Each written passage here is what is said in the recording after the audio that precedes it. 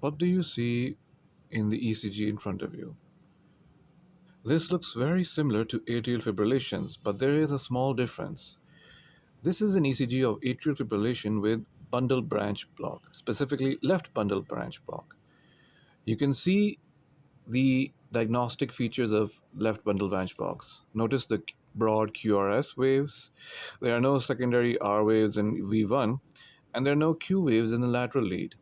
Other things you may have noticed are the SD elevations in the V1s to V4, and sometimes you can even notice the T wave inversion. Keep in mind, there's still a rapid ventricular response, approximately around 132 beats per minute in this one.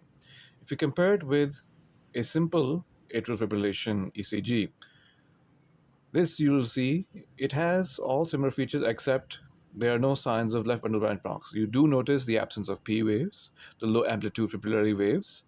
Otherwise, it is the same irregular beat